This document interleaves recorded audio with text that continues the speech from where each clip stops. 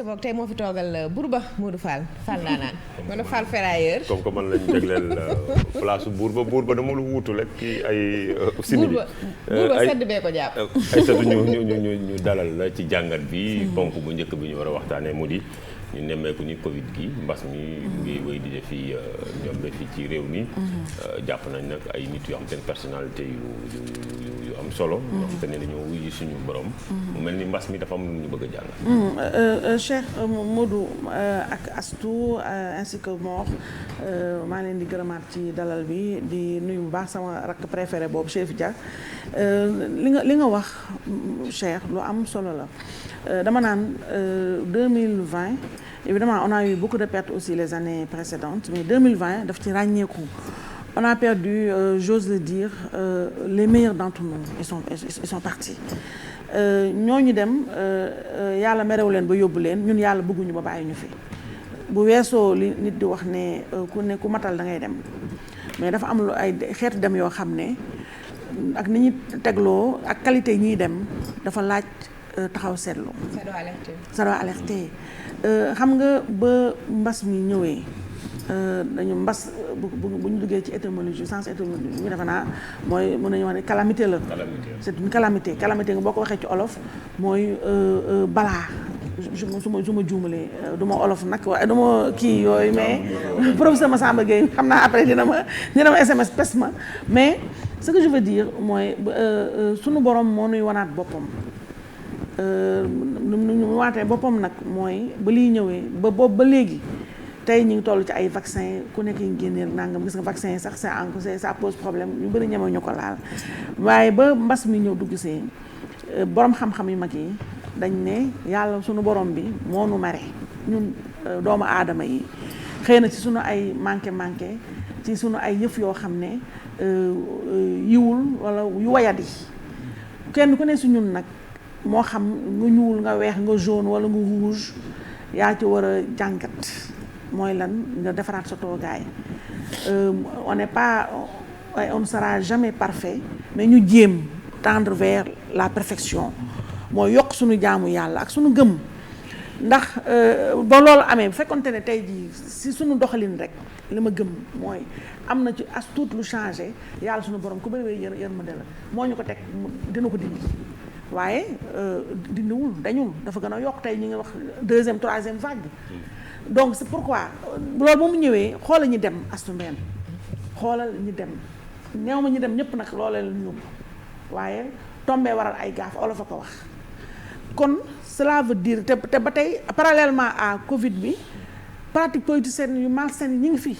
ba tey ñi dem ay kilifa ñoo dem ay kilifa yu askan ñoo dem kon dans tous les secteurs de la vie boo jël benn pilier boo xam ne bàyyi te xool la ñu dem Astou qualité ñu dem néew ma mënuma wax ne je n'ose pas dire que kenn du leen remplacer waaye dina jafe rawatina ci ay jikko Astou jamono ji nga xam ne ñun Thierno Alassane Sall moo tudd république des valeurs mais ñun suñu république amatul benn valeur zéro valeur ay nitu valeur dem ñi fi des maax ñoo ma yem su ma leen tanewul kon on n'a pas compris le message divin on l'a pas décrypté comme on devait le décrypter te ci foofu damay woo bu baax suñu kilifa diine yi ndax tey ci diine lañ ne ni ñu commencé 2020 mu metti ñu koy jeexalee lu pire xoola aussi nu aussi desee nu mu bare démb ba ma gisee Macky Sall di wax ci hôpital Fann naan sénégalais yi pensez aux morts pensez à ceux qui ont perdu des proches moom mi ngi doon waxanteel ak ñi gëmul feebar bi ñu gëmul mais man dama koy renvoyer la balle ñi mu war a waxal dëggantaan mooy ñun ñii askan wi nga xam ne suñu comportement est-ce que rafet na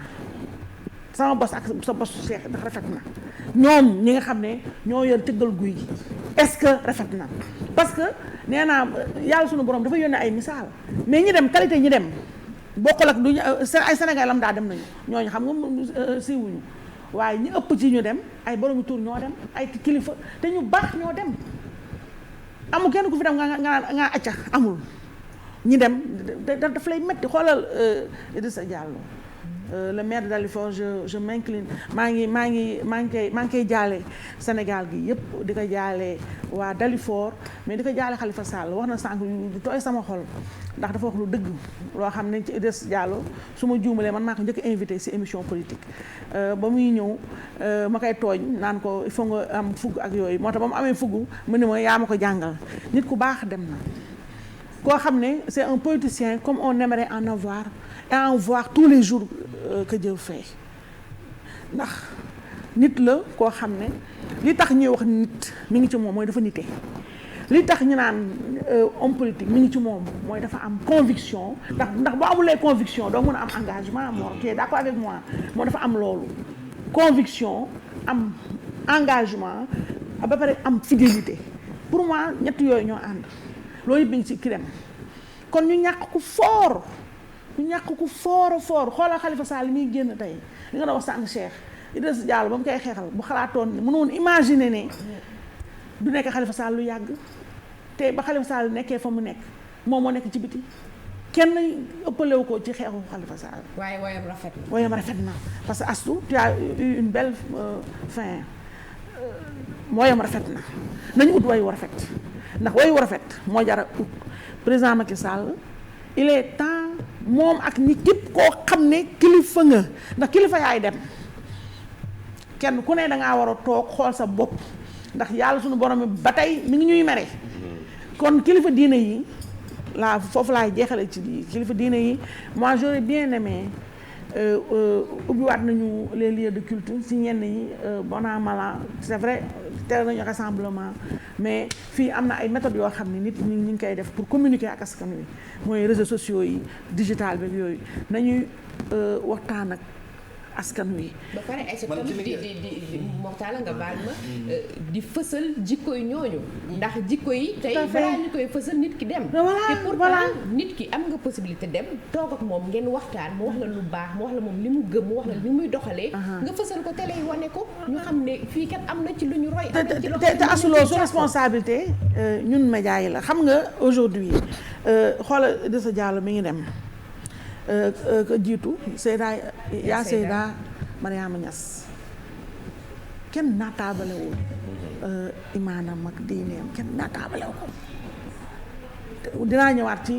beneen symbolique ba mu demee. mais tey normalement waxoon nañu am ay documentaires yoo xamante ne si mën nañ ci sukkandiku. voilà documentaire qui retrace la vie de ces mais amul personnalités. ñun besoin et même pour les générations futures à venir. mais voilà ba pare moo loolu nee naa dafa nekk responsable ñun journalistes yi xam nga ay CNRA ay Corée ak affaire yooyu fi nekk waruñu rek nekk ci ay sanctions dañu war a nekk tam ci yedd nit ñi ku ne mën nga yedd sa bopp sax en l'occurrence mais dafa am loo xam ne bu amee ñu àttu xoolal ba ca des mooy au moins mais yu mel nii c'est le moment mais ñu teg télé yu ñu am benn engagement citoyen mooy di ut télé rajo yu mais ku mel ne Mame Dabakh yi ma doon wax sëñ Cheikh Tidiane Sy waaw ñooñu nga leen jëlaat ñu dem nañu de waaye la ñu wax ba tey bu ñu tegaatoon tey le discours de Mame Dabakh ci maanaam ba ñuy denc Lamine Gueye mu ni àdduna du kër mais je pense ñaar ñi ku ci xàmmee Lamine waaw te booba dafa tudd jëfu Lamine ba pare parce que dani kii bu doon yaa dënn bu doon teraanga àdduna bu nekk yàlla jox na ko mais yàlla jël na ko je pense boo seetee tey bu ñuy dañuy dajaloo ci cimetière yi te li nga wax man dafa am benn baat bu yàlla wax ci alxuraan dafa ñëw ci sama bopp yàlla dañuy la course aux richesses vous distrait jusqu'à ce que vous visitiez les tombes maanaam yéen a ngi daw rek di jëm ci ay alal di jëm ci wutum koom mais fa ngeen di mujj mooy ci ñu denc leen ci ay mais xoolal sànq symbolique bi ba ñu wane regard général ñaar ñun tamit ñu koy saluer bu baax parce que li nga wax sànq as dafa am solo nee nga fin bu rafet mujj bu rafet fu mu jaar yëpp zéro faute kenn jéppiwu ko kenn mareewu ko un homme de consensus xoolal ñun ñëpp fa la ñu mujjee ñu dugal la ci yeewu la dugal la ci benn kees ñëpp tiim la ay surtout loolu sax daf ñuy permettre xam nga classe politique bi foog ñu wax ak moom parce que souvent li ñuy def moom mooy njëkk a impacté si ñun Côte d'Ivoire sànq Mor mi ngi koy wax kañu fot na moon def candidat moo dafa génn àdduna Mali. Soumaïla ñëpp jàppoon ni moom mooy nekk prochain président dem nañ seen. loolu muy wane ni yenn. mooy li ma la wax ne la yenn dara jaru waaye lecture cher. ñoom et son plan. voilà lecture mais xam nga lu metti mooy jamono bi nga xam ne yàlla sunu borom bi mi ngi yónni lu metti lii bi ñu yónnee ay misaal di wax ak ñun parce que Dieu parle avec nous. Mais c'est nous volontairement qui sommes sourds à son discours. Parce que parallèlement, aveugle même à je te jure. Après, parallèlement, qu'est-ce qu'on est en train de faire, Mor? On est en train de mettre en avant ay affaires yu ridicule dégg nga politiciens yi nekk fii ñaar ay suppression des villes may ma ñaar def ceci di mattante fee di nangam donc yooyu xam nga kon cela veut dire que on n'a rien compris waaye ki ñu defante la yaa ku defante ak suñu borom nag yaa ngi doog a defante. yaa ngi doog a defante te Covid bi bokk na ci lu suñu borom wan ngir ñu xuppi suñuy bët waaye ci way wu rafet bi nga doon wax sànq. président de la République dañoo nemmeeku mu dugg wotoom génn di def balaat xëy na ngir saafonteeg askan wi loolu ndax wut ci way wu rafet la bokk. non loolu ci ut buzz raté xam nga ne président Macky Sall moom man des fois dama koy yërëm des fois tamit il me fait un peu rire doucement parce que. dama ne voilà quelqu'un boo xam sànq Cheikh yaa ngi wax Gon Coulibaly yaa ngi wax Soumaïla Cissé Gon Coulibaly moom la ado tànn mu nekk dafa am ba mu génnee xool ni mu génnee àddina jóge ci feebar ñëw conseil des ministres dafa publiquement nga nderteelu waaw loolu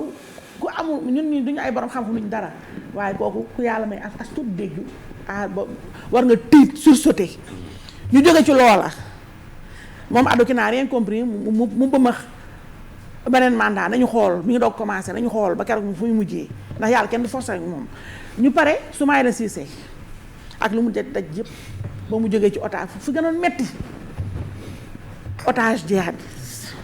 ba mu fa jógee ñëpp dañ ne non kii dugg na fu ñu ragaloon ni fa lay desee xoolal mu xoolal te ba muy génn Astou rappelle-toi symbolique tout de blanc vêtu nangu sax wax benn wax bu fort ci ña mu jógee ñëpp ne non kii jeexal na yàlla ba tey xool bëgg démb la dem lu ko yóbbu lii kon ñi fi des du tax xaaruñu ko président Macky Sall li ma la wax ne la dama koy yërëm mooy li tax ma koy yërëm mooy c'est quelqu'un qui n'a rien compris et je me demande quand est-ce qu'il va comprendre xam nga jamono ji est-ce que jamono la nga naan da ngay balaatewu est-ce que jamono la nga naan da ngay doxantu yow booy doxantu xanaa sax da ngay doxantu fu dara nekk yow et puis c'est le roi du bad buzz yaa ngi dugg nee nga da ngay doxantu yaa ngi sol sa costume yaa ngi sol sa kii nangam dégg nga après jël sa oto bu bakkanee xam presque avion sur roue avion sur terre dégg nga ba pare nga xam ne akay nandite nga xaar mu leer la ne fii xoolal pas férié pas d'embouteillage pas de surqu pas de karañ pas de charrette pas de clando yi klaxonné fii à gauche à droite pas de mbaam yu jékki-jékki traversé circulation bi akay nandite keroog la mu lakk ci essence fay nañu. mooy mais lu déggu mais tam yow la mu war. la mu war mais fii waa ji dool na fi ay àddinay milliards otom boobu mu ëpp fii mu war ko ci réew mi ñu toll fi réew mi toll ñun nga xam sama xeet gi nga xam ne lekk nu naanunu mu war ci loola avion sur patte déedéet xool ànd ak doom ja ñu promet xam nga kon kii yëgul li xew c'est-à-dire président Macky Sall dafa yëgul li xew fuy metti la yëgul muy doxantu ci boulevard ba pare am ki nekk si ginnaaw def reportage ba pare caméra embarqué nangam dégg nga mën a ñu naan ba xam nga man ce qui m'écoeure mooy la mauvaise foi de certains Sénégalais ñu osé di tàccu naan oui quelle modestie quelle simplicité waaye man modestie bu ànd caméra bi kooku bëgguma ko accam mais est-ce que quelque part ça ne pose pas le problème de rapport au peuple bi ak li ñuy duppee élite wala ak suñu kilifa yi j'ai l'impression que ñoom dañu nekk ci kaw ñun ñu nekk ci suuf bu ñu dajee rek dafa war a nekk loo xamante ni si dafa bees wala c'est exceptionnel alors que ne le contact doit être permanent. non xam nga ñun asu li nga wax noonu dafa c'est une vérité irréfutable mais regarde pour te dire ba tey ñun. parce que boo doxee sax ba xaw a seen président day nekk lu rëy ci yow. lu incroyable alors que mais ñun France bi nga xam ne moom laa gën a miin mais da nga dugg métro sax bu kenn defaat ministre yeeg noonu ça choque personne ñoom peut-être communication visuelle bi ay Macron yow bi ñu bëggee waxee seen Sénégal mais bras de chemise yi génn simplement mais kenn choqué wul gis Macron mi génn mais xam nga lu garaaw fii suñu réew mi ak président Macky Sall mooy li muy communiquer xamul sooxe gi mu sooxe xamul ko c'est-à-dire une communication nulle terrible moom lay def mooy yow dëkk bi fu mu toll fu réew mi toll nga dugg man j'aurais compris symbolique pour symbolique nga ni nga sol lu dugg si Ndiaga Ndiaye ne du pour la côté dugg si Ndiaga Ndiaye comme nee dafa bëgg proche du peuple tu connais xam ne président Macky Sall c'est le président le plus éloigné du peuple que le Sénégal n'ait jamais eu mais lu côté dugg mais raison de plus mon cher jamonoy mbas est-ce que tal nañu ay balade exhibition richesse boobu dugg ci xaw ma may bak la xaw ma lan xëy yoo nga xam ne une voiture qui coûte des milliards nga dugg ci ànd ak sa doom dégg nga naan oui ça c'est waaw fii kii na fii tout est nice du xoolal autoglorification boobu fii tout est nice fii waaw fii bien na fii kii na kay de est-ce que du day waajal discours fin d'année bu 31 décembre non discours fin d'année bi asu xam naa sa temps jox na mais xam nga fan laa bëgg a jeexal ci balaat boobu mooy li ma la wax ne bad buzz ak le roi du bad buzz yàlla sunu borom bi xëpp ndox ci buzz ba ku fi génn ci diggante bi ëpp solo Sénégalais yi yaa Seyda Mariama Niass buzz ba ne face kooku moom bu ko yeewul kenn du ko yee discours ba nag discours du xaw ma du nouvel an xaw ma lan président Macky Sall as def naa du sama temps jeex na. yàgg na. nañu jàppale moom président mais surtout journaliste ya mu tànn trier sur le volet ñu ñor a jàkkaarloo ak ñoom journaliste ba ñuy dem nañu jiital li ñu seq man ñun ñuy toog fii mooy informer juste et vrai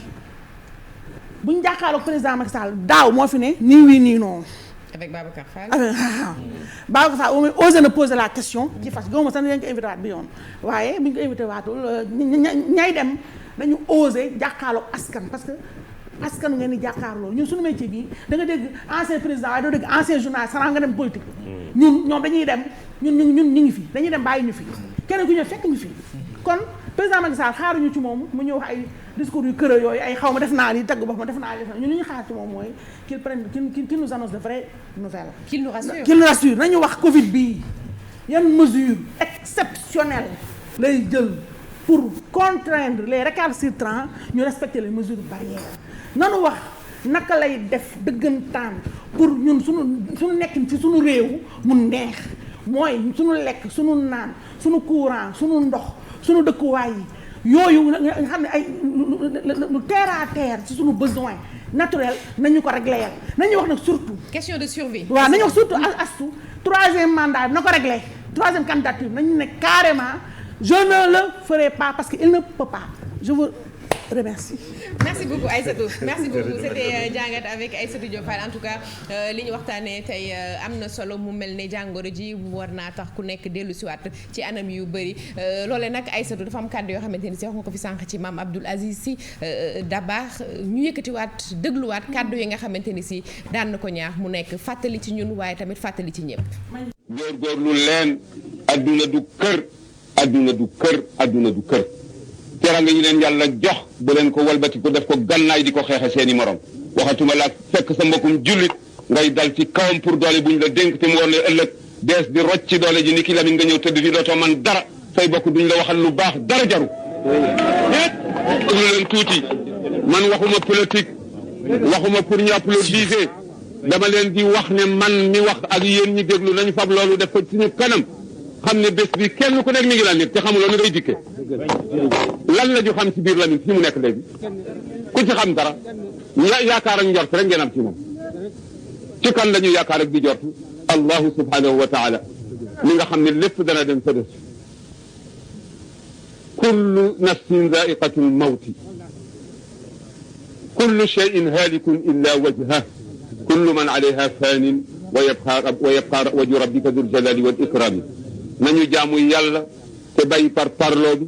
te bàyyi po bi te jéem a xam lu yàlla xam nañu koy jaamoo waaye di dugg ak di génn te tëral sa lammiñ te kenn signé wu la permis nga sëgg ci deru gor yi soo lëggee daa daje koo xam ne kii avocat du fa jariñ dara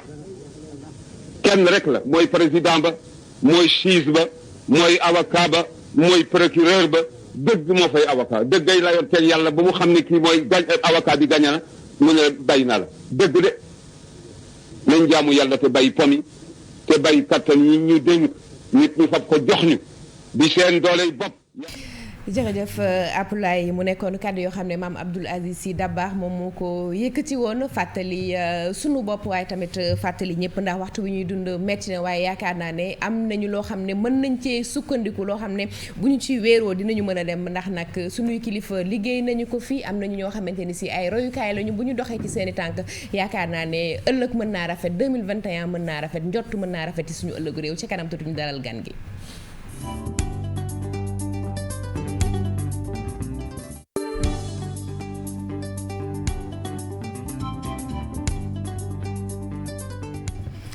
ayca bokk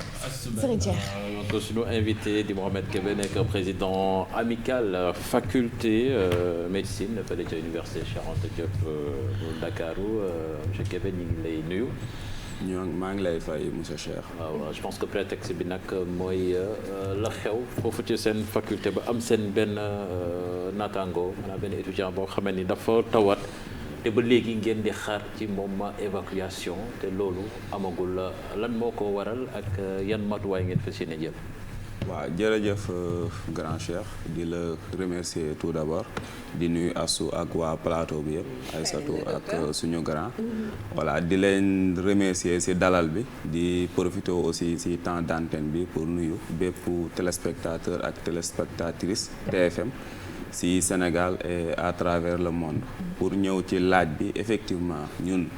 faculté de médecine bu université Cheikh Anta Diop de Dakar daa am benn situation bu difficile boo xamante ni moom la ñuy dund. voilà mu nekk situation boo xamante ni suñ benn xarit moom la dal faculté bi yëpp ànd di ko dund ak moom mu nekk situation de maladie comme nu ko grand Cheikh waxee sànq. maladie boo xamante ni c'est une pathologie assez rare maanaam jàngoro bu xaw a rare la ñu koy wax aplasie médullaire aplasie médullaire suñ ko waxee mooy maanaam éléments yi nga xamante ni ñoom ñooy jur ñoom ñoo nekk les précurseurs les éléments figurés du sang maanaam lépp luy cellule sanguine comme ay globules rouges ñu koy wax hémocyte wala ay globules blancs leucocytes wala ay aussi ay plaquettes wala thrombocyte yooyu suy manqué si nit ki amatul production